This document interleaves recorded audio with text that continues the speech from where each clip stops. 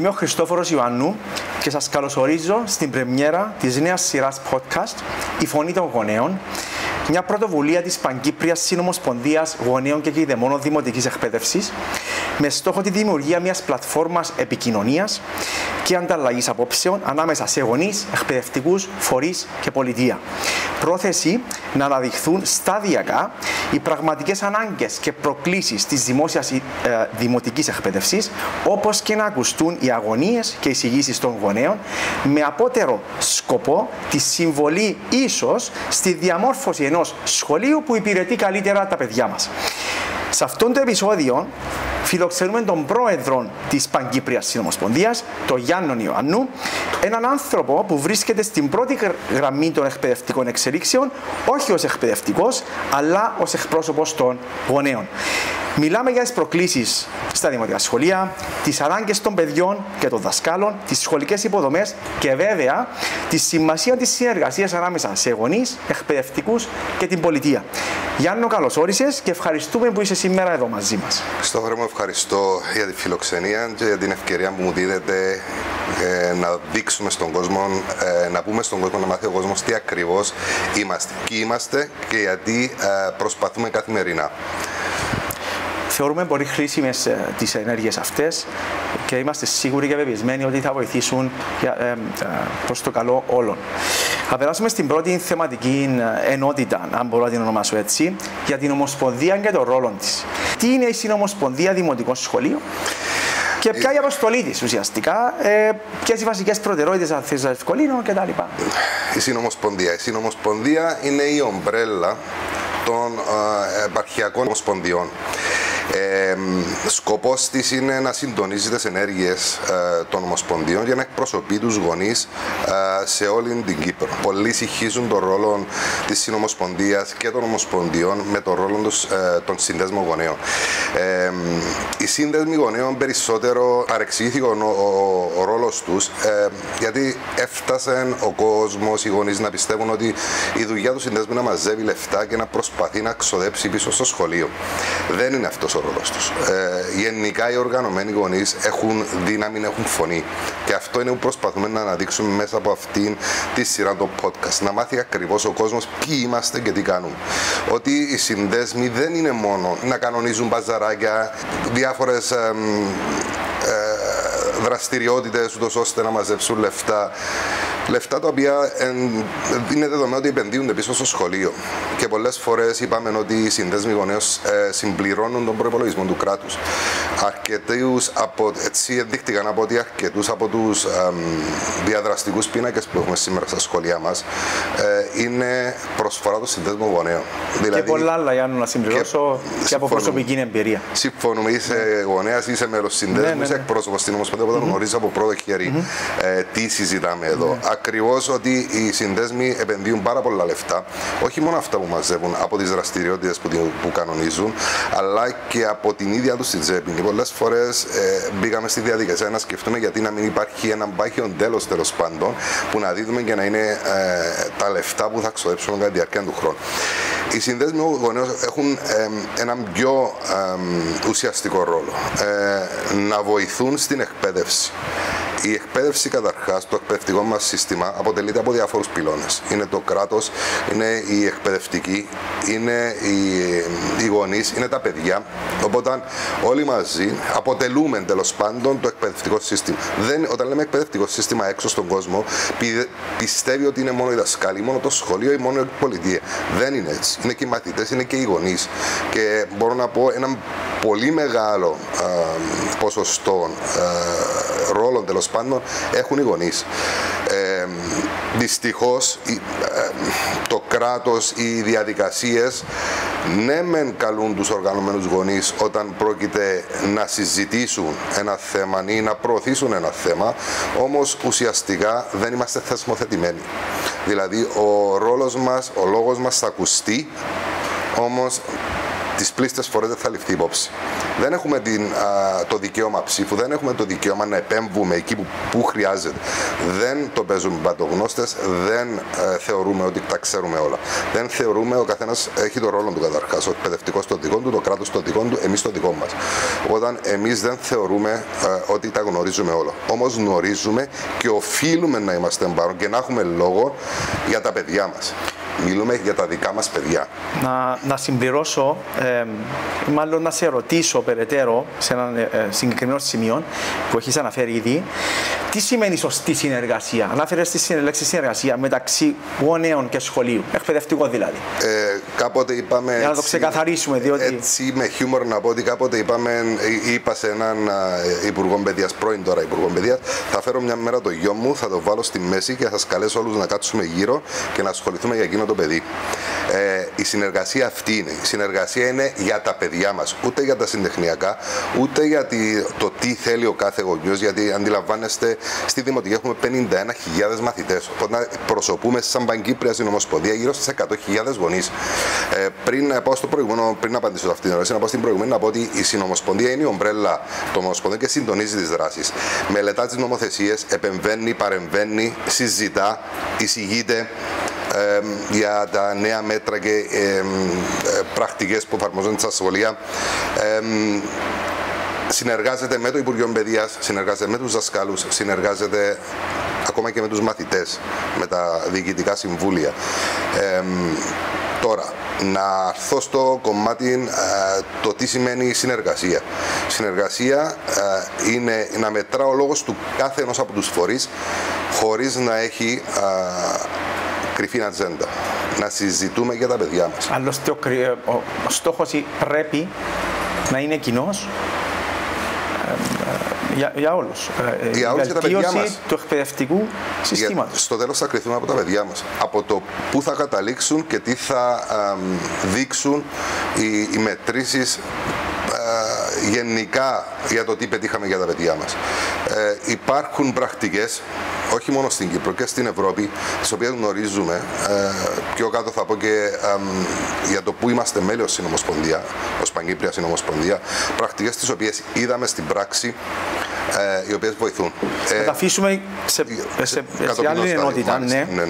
Έξω οι γονείς πρέπει να γνωρίζουν ότι τα μέλη των συνδέσμων γονέων, των συνομοσπονδιών και των συνομοσπονδιών εκπροσωπούν και τους ίδιους.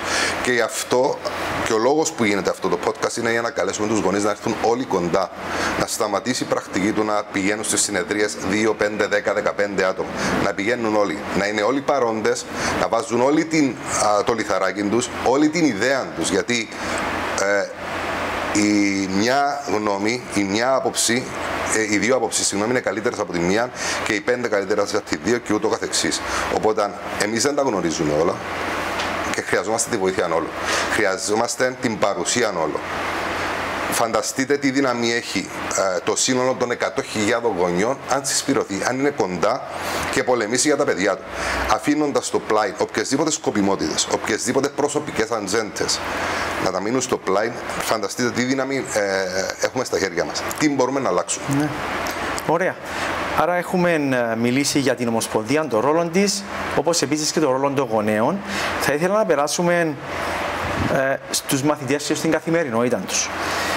Και ήθελα να ρωτήσω ποια είναι τα μεγαλύτερα, και είναι η ερώτηση, την έχουν αναφέρει πάρα πολλές φορές.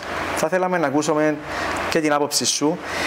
Ποια είναι τα μεγαλύτερα προβλήματα που αντιμετωπίζουν τα παιδιά στο σχολείο? Τα παιδιά. Η έλλειψη βοήθεια όταν χρειάζεται και η έλλειψη στήριξης και βοήθειας, εκεί όπου χρειάζεται. Δηλαδή, για λογοθεραπείες, για εργοθεραπείες, οι οποίες επιμένουμε να μπουν στα σχολεία, πρέπει να ξεφύγουμε από την πρακτική του πηγαίνετε σπίτι να διαβάσετε. Θέλω να σταθώ ιδιαίτερα σε αυτό. Πόσο εύκολο είναι? Πόσο εύκολο. Όσο εύκολο είναι σε όλη την Ευρώπη. Δηλαδή, να αυξηθεί ο χρόνος, του σχολείου, δηλαδή να επεκταθεί ο χρόνος του σχολείου. Το βλέπετε, είναι εφικτό καταρχήν? Γίνεται μια προσπάθεια άτυπη με τα ολοήμερα σχολεία, η οποία μέχρι το 28 από τις διαβεβαιώσεις που έχουμε θα επεκταθεί σε όλα τα σχολεία. Οπότε θα έχουν τη δυνατότητα τα παιδιά από το πρωί μέχρι το απόγευμα να βρίσκονται στα σχολεία, να διαβάζουν στο σχολείο και να έρχονται σπίτι τους χωρίς το βάρος της τσάντας. Έχουμε στείλει προτάσεις στο Υπουργείο όσον αφορά τα locker που έχουν στο εξωτερικό. Δηλαδή, το μάθημα που δεν θα το διαβάσει στο σπίτι, που δεν το χρειάζεται στο σπίτι, να αφήνει στο locker το παιδί. Έχουμε καταντήσει τα παιδιά μας με σκολίωση, ακριβώς γιατί φορτώνονται τη βαλίτσα. Και καλό όλους τους γονείς να δουν το βάρος της βαλίτσας των παιδιών στην ώρα που σχολάνουν. Νομίζω το γνωρίζουμε όλοι από πρώτο χέρι. Βλέπεις άλλωστε τα παιδιά πώς με τη δυσκολία κουβαλούν τις βαλίτσες. Ακριβώς γι' αυτόν τον λόγο πρέπει να δημιουργήσουμε τους χώρους να μένουν τα βιβλία στο σχολείο. Τα παιδιά να έρχονται στο σπίτι και να μην πρέπει ο γονιός που θα σχολάσει η ώρα 6-7 το βράδυ να κάτσει με τα παιδιά του για να διαβάσει πράγματα τα οποία ο ίδιος διάβαζε πριν 20 χρόνια στο δημοτικό. Όταν αντιλαμβάνεστε πόσο δύσκολο είναι να πάω ακόμα ένα βήμα πιο κάτω και να πω έχουμε έναν τεράστιο ποσοστό παιδιών με μεταναστευτική βιογραφία, τα οποία κάνουμε διάκριση. Γιατί ο γονιός τους, ο πατέρας τους, η μητέρα τους, οι οποίοι πολλοί δεν έχουν πάει σχολείο, αρκετοί εργάζονται από το πρωί μέχρι το βράδυ, δυσκολεύονται με τη γλώσσα. Πώς μπορούν να βοηθήσουν τα παιδιά τους σήμερα στα σχολεία, να τους διαβάσουν στο σπίτι? Δεν είναι διάκριση σε αυτά τα παιδιά?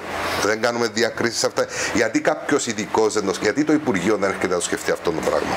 Και όχι μόνο, θα πρόσθετα ότι με τις γρήγορους ρυθμούς της καθημερινότητας, η πλειοψηφία από εμάς τουλάχιστον, ο χρόνος που μας απομένει να αφιερώσουμε στο διάβασμα, εάν έχουμε την υπομονή, είναι ολοένα και λιγότερος. Άρα σίγουρα μια τέτοια εξέλιξη θα βοηθούσε τα μέγιστα. Δεν ξέρω φυσικά πόσο είναι εφικτό, τι ενέργειες πρέπει να γίνουν, αν πρέπει να αλλάξουν νομοθεσίες, εάν είναι απλώς θέμα διαδικασιών. Αυτά φαντάζομαι είναι θέματα που τρέχει οι ομοσπονδίες και κατ' επέκταση η Παγκύπρια Συνομοσπονδία. Είναι κάτι που συζητήσαμε, Χριστόφορε, όταν ήμουν στην Προδημοτική, όταν ήμουν πρόεδρος της Παγκύπριας Συνομοσπονδίας Προδημοτικής, όταν είχαμε εισηγηθεί στο Υπουργείο να ανοίξει το πρόγραμμα του Δημοτικού. Το Δημοτικό έχει ένα βαρυφορτωμένο πρόγραμμα και είπαμε ανοίξετε το προς την Προδημοτική και προς το Γυμνάσιο, ούτως ώστε να μένει ο χρόνος να μπορούν τα παιδιά πραγματικά να μαθαίνουν. Όχι να χρειάζεται να έχουν φωτογραφική μνήμη για να μαθαίνουν κάποια πράγματα. Ουσιαστικά να μαθαίνουν. Οπότε υπάρχουν οι τρόποι. Εντάξει. Φαντάζομαι θα είναι συνεχόμενα τα επεισόδια και θα είμαστε εδώ να γίνουν οι ίδιες ερωτήσεις και στο μέλλον και σε άλλους φυσικά. Να περάσουμε σε μια άλλη θεματολογία. Υποδομές και ασφάλεια. Πολύ σημαντικός πυλώνας. Και να ξεκινήσω με την ερώτηση ποια είναι η σημερινή κατάσταση των σχολικών κτηρίων και αν υπάρχουν ζητήματα ασφάλειας ή συντήρησης. Προφανώς και υπάρχουν σε κάποιες περιπτώσεις, αλλά νομίζω να μας τα πεις καλύτερα εσύ, θεωρώ ότι τα γνωρίζετε από πρώτο χέρι. Λοιπόν, μια μεγάλη πληγή για μας. Δεν ισοπεδώνουμε τίποτε. Να πούμε ότι υπάρχουν αρκετά σχολεία τα οποία έχουν αναβαθμιστεί. Γίνονται προσπάθειες αναβάθμισης. Είχαμε συναντήσεις ως Παγκύπρια με όλους τους φορείς, που είναι και από τους σκοπούς μας να έχουμε συναντήσεις με όλους τους φορείς και θέσαμε αυτό το θέμα, ειδικά το θέμα των κτηριακών προβλημάτων. Είδα αρκετά σχολεία προσπαθούν σε αρκετά σχολεία να κάνουν αναβάθμιση. Είτε αυτή είναι θερμομόνωση, ηχομόνωση, φωτοβολταϊκά, αναβάθμιση του δικτύου για να μπουν τα air condition, που είναι ένα εγχείρημα που γίνεται τα τελευταία χρόνια λόγω των θερμοκράσεων που έχουν αλλάξει. Όμως υπάρχουν τεράστια προβλήματα κτηριακά. Καταρχάς, δεν έχουμε μπει στη διαδικασία να χτίσουμε ένα πρότυπο σχολείο. Ένα πρότυπο σχολείο, οποίες πριν την προεκλογική, θυμάμαι καλά για την Προεδρία, συζητείται για να αυτονομηθούν τα σχολεία. Να δίδεται το κονδύλι από το κράτος στα σχολεία, ούτως ώστε να μπορούν να το χειρίζονται οι διευθύνσεις των σχολείων με συνεργασία με τους συνδέσμους γονέων. Αυτό γίνεται στο εξωτερικό. Σε αρκετές χώρες του εξωτερικού, αν όχι σε όλες, τα σχολεία είναι αυτόνομα. Δίδεται ο προϋπολογισμός στο σχολείο, συμπληρώνεται από τους γονείς. Ειδικά στη Σλοβενία το έχουμε δει ότι Ο γονέας συνεισφέρει ανάλογα με τα οικονομικά του κριτήρια από 30 μέχρι 100 ευρώ μηνιαίως, που ούτως ή άλλως τα δίνουμε στους συνδέσμους γονέων, και χειρίζεται επιτροπή το κονδύλι, στην οποία συμμετέχουν και οι γονείς. Οι γονείς συμμετέχουν ακόμα και στην πρόσληψη των δασκάλων στην επιτροπή. Δεν λέω ότι, ξαναλέω, να έχουμε την ίδια βαρύτητα με τον εκπαιδευτικό που γνωρίζει το στοιχείο του. Όμως συμμετέχουν οι γονείς γιατί συμβάλλουν οικονομικά και σέβονται τους γονείς γιατί συμβάλλουν οικονομικά. Αυτό θα μπορούσε να δημιουργήσει, με αυτήν την βάση θα μπορούσε να δημιουργηθεί ένα πρότυπο σχολείο. Να μπορεί το σχολείο από μόνο του να φτιάχνει τα προβλήματα, να γίνει κτηριακά ένα πρότυπο σχολείο με τις σωστές αίθουσες, τις αίθουσες διδασκαλίας, αίθουσες πολλαπλής χρήσης, αίθουσες για ηλεκτρονικούς υπολογιστές και διάφορες άλλες δράσεις. Αθλητικές εγκαταστάσεις. Αθλητικές, αυτό ένα μεγάλο κεφάλαιο. Δηλαδή να γίνει αυτόνομο ένα σχολείο στο οποίο οι μαθητές να πηγαίνουν και να χαίρονται που πηγαίνουν. Και όχι να νιώθουν να τα κάνουν όπως σήμερα που είναι φυλακές. Δεν θα το κρύψουμε. 2-2,5 μέτρα κάγκελα να προστατεύσουν τα παιδιά μας. Ναι, μεν, όμως και στο εξωτερικό υπάρχουν αυτά τα πράγματα. Και είναι εδώ που λέμε ότι πρέπει να έχουμε μια κοινωνική συνείδηση, να αναπτύξουμε μια κοινωνική συνείδηση, ούτως ώστε σιγά σιγά οι περιφράξεις να καταλήξουν στο ένα μέτρο, όπως είναι σε όλες τις σχολές του εξωτερικού. Όταν γίνει αυτό το πρότυπο σχολείο και δούμε ότι δουλεύει, σε αυτό να χτίσουμε και να συνεχίσουμε να χτίσουμε τα ίδια σχολεία. Και όχι σχολεία μεγαθύρια. Γιατί έχουμε καταλήξει σήμερα για κάποια σχολεία στις πόλεις μας, τα οποία θεωρούμε, αν μου επιτρέπετε να χρησιμοποιήσω τη φράση high class, να στέλνουμε τα παιδιά μας όλα εκεί και να μένουν σχολεία τα οποία να έχουν το 1/3 των μαθητών. Και να έχουμε σχολεία μεγαθύρια που να έχουμε 25 μαθητές στην τάξη και να μην μπορούμε να τους μειώσουμε για να δοθεί και ανάλογη σημασία από τον δάσκαλο στον μαθητή. Άλλο να έχεις 15-20 μαθητές στην τάξη και άλλο να έχεις 25. Άλλο να μπαίνει ένας δάσκαλος και να έχει επικοινωνία μετά, και άλλο να μπαίνουν 2 και 3 και 4 δάσκαλοι. Οπότε, αν χτιστεί ένα πρότυπο σχολείο με τις αθλητικές τους εγκαταστάσεις, το οποίο δεν μπορούν να χρησιμοποιούν το απόγευμα και η γειτονιά, η οποία γειτονιά θα προστατεύει το σχολείο, θα το νιώθει δικών της. Οπότε, όταν γίνουν αυτά και καταλήξουμε σε ένα πρότυπο σχολείο, σωστό σχολείο, με τις σωστές αίθουσες, σωστή ταξινόμηση εντός του σχολείου, θεωρώ ότι πλέον θα είμαστε σε μια πολύ καλύτερη κατάσταση για να χτίσουμε από εκεί και πέρα και στο εκπαιδευτικό κομμάτι. Φυσικά να μην τα ισοπεδώνουμε όλα, όπως έχεις αναφέρει και εσύ άλλωστε προηγουμένως. Γίνονται προσπάθειες, βλέπουμε ωραία σε εισαγωγικά σχολεία κτηριακά, νέες εγκαταστάσεις. Φυσικά χρειάζεται χρόνος και πόροι, τα οποία μπορεί να τα λέμε μεταξύ μας, αλλά σίγουρα χρειάζεται αρκετή προσπάθεια και υπάρχει μια χρονοκαθυστέρηση, θα έλεγα, μέχρι την υλοποίηση της. Προσωπικά θεωρώ ότι το πιο σημαντικό είναι να υπάρχει η οργάνωση και το πλάνο για να πάρουν όλο το δρόμο τους και τότε θα λυθούν αρκετά προβλήματα σταδιακά. Έχουμε πιστώσει το Υπουργείο σε αυτό το τομέα, έχουμε σταθεί δίπλα του, έχουμε δηλώσει τη στήριξή μας στο Υπουργείο όταν προχωρά και κατευθύνεται σε σωστή κατεύθυνση και δεν ντρεπόμαστε να σταθούμε στο πλάι και να στηρίξουμε το Υπουργείο. Σημαντικό. Άλλωστε αυτό συνάδει και με τις αρχές που μας έχεις αναφέρει προηγουμένως, ότι είμαστε όλοι στο ίδιο μετερίζει, θέλουμε τον καλό των σχολείων, άρα σε αυτόν τον τομέα πορευόμαστε. Και η τελευταία μας κουβέντα με φέρνει στην επόμενη θεματολογία, θεματική, τη συνεργασία με τις αρχές.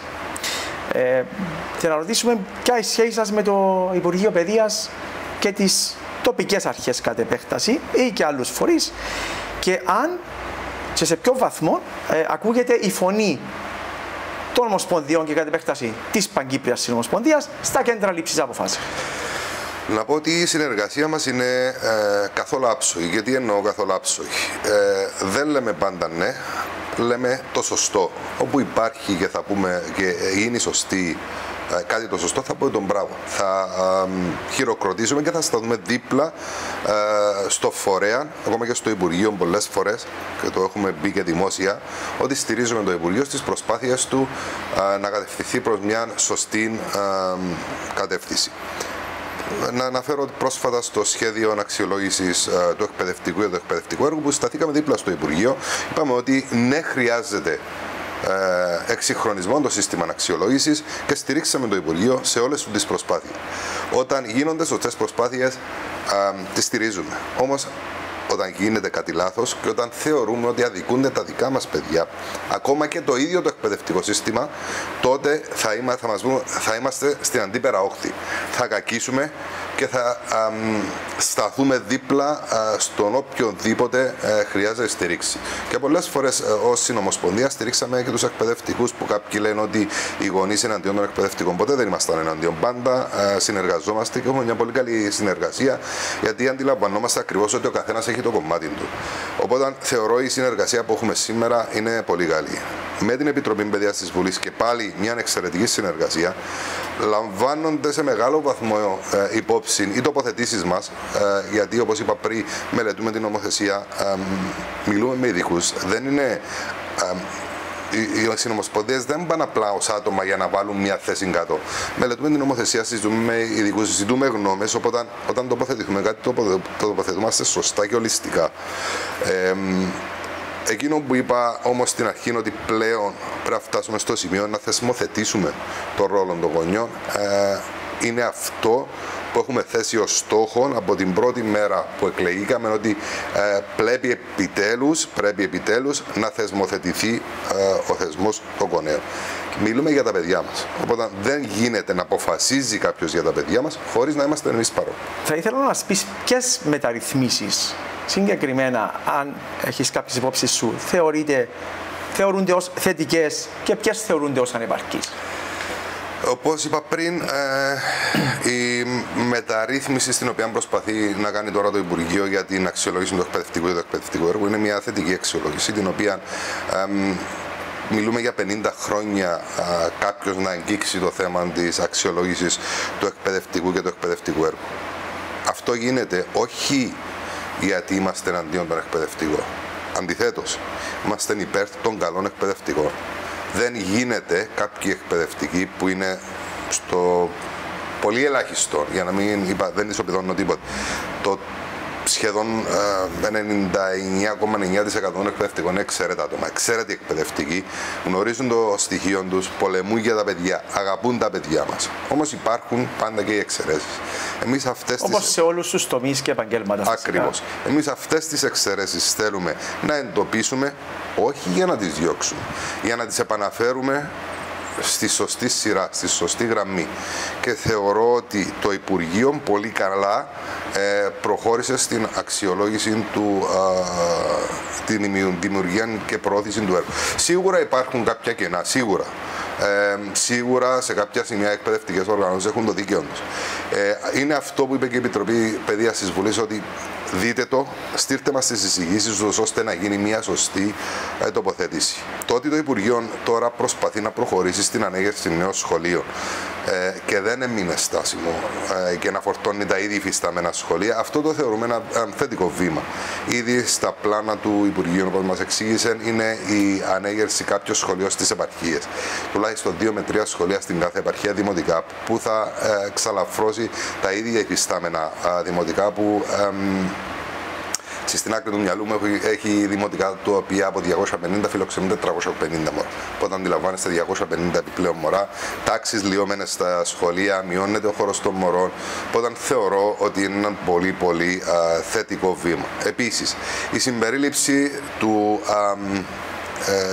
της εργοθεραπείας στα σχολεία είναι κάτι το οποίο ξεκίνησε συζήτηση, αν και είχαμε πρόσφατα συνάντηση με τους εργοθεραπευτές και είπαμε ότι θα δημιουργηθεί μια επιτροπή με όλους τους ενδιαφερόμενους και όλους τους φορείς, ούτως ώστε να προωθήσουμε τη σωστή συμπερίληψη και των εργοθεραπευτών στα σχολεία.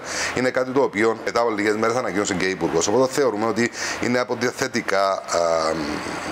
θετικά βήματα. Θα πω αρνητικά, θα πω ότι η θεσμοθέτηση των γονέων, επαναλαμβάνω αυτό το κομμάτι γιατί είναι αυτό που μας καίει, οι αργοί ρυθμοί που κινείται το σύστημα, πολύ αργοί ρυθμοί, δυστυχώς με την αλλαγή των περιφερειών μεταφέρονται εύκολα μωρά και γίνονται σχολεία μεγαθύρια. Δηλαδή είναι αυτό που είπα προηγουμένως, κάποια σχολεία τα θεωρούμε ανώτερα και τρέχουμε να τα φορτώσουμε αφήνοντας κάποια άλλα σχολεία με πολύ πιο λίγους μαθητές.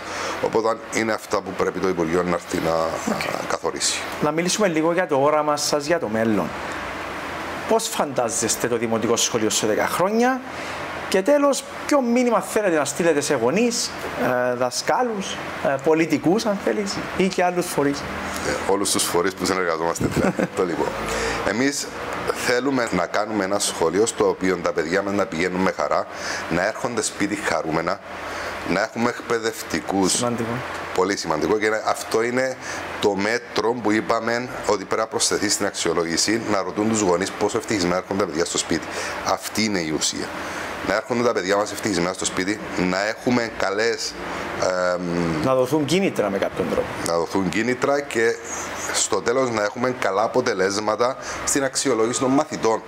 Γιατί η αξιολόγηση όλου του συστήματος καταλήγει στον μαθητή. Από εκεί θα δούμε αν πετύχαμε ή αν αποτύχαμε. Οπότε θεωρούμε ένα σύγχρονο σχολείο, ένα σχολείο που να κάνει τους μαθητές ευτυχισμένους, τους γονείς, τους εκπαιδευτικούς ευτυχισμένους, και να μην χρειάζεται να φτάνουμε στα σημεία να ερχόμαστε σε αντιπαραθέσεις για τα αυτονόητα. Το μήνυμα που θέλω να στείλω πρώτα στους γονείς, να τους καλέσω να έρθουν κοντά στους συνδέσμους, στις ομοσπονδίες και στις συνομοσπονδίες. Εμείς εργαζόμαστε ως ομάδα. Δεν έχουμε να χωρίσουμε με κανένα τίποτε. Είμαστε ομάδα, εργαζόμαστε για ένα και μοναδικό σκοπό, για τα παιδιά μας. Το είπα, θα το λέω και θα το λέω πάντα, ότι εργαζόμαστε για τα παιδιά μας. Κόμμα μας και στόχος μας είναι τα παιδιά μας. Τίποτε άλλο. Στους υπόλοιπους φορείς θα πω ότι είμαστε εδώ έτοιμοι να συνεισφέρουμε, όπως συνεισφέρουμε μέχρι τώρα, έτοιμοι να ακούσουμε, να στηρίξουμε, να προσφέρουμε και οτιδήποτε άλλο χρειαστεί, αν αυτό οδεύει προς τη σωστή κατεύθυνση, προς το συμφέρον των παιδιών μας. Όταν μπει αυτός ο στόχος, όταν αυτό είναι το δεδομένο, να ξέρουν ότι εμείς θα είμαστε δίπλα τους, πρώτοι στη γραμμή, να στηρίξουμε και να μπούμε ασπίδα στο οτιδήποτε χρειαστεί. Ωραία. Νομίζω έχουμε καλύψει αρκετά θέματα για το πρώτο επεισόδιο. Να σε ευχαριστήσω. Εύχομαι κάθε επιτυχία. Είμαι πεπισμένος ότι με το πάθος που σε διακατέχει εσένα προσωπικά θα ανταπεξέλθετε πλήρως στο ρόλο που σας έχει ανατεθεί. Και είμαι σίγουρος επίσης ότι θα τα πούμε σύντομα, ευελπιστώντας σε θετικές εξελίξεις και θετικά αποτελέσματα. Θέλω να σε ευχαριστήσω για αυτήν την φιλοξενία, για αυτή την όμορφη κουβέντα. Θέλω να καταλάβουν όλοι ότι είμαστε εδώ για τα παιδιά μας. Είμαι σίγουρος ότι θα έχουμε θετική ανταπόκριση. Συνεχίζοντας τα podcast, νομίζω ότι το θέμα θα τεθεί κάτω και θα βρούμε τον δρόμο μας. Ευχαριστώ πάρα πολύ. Ευχαριστώ.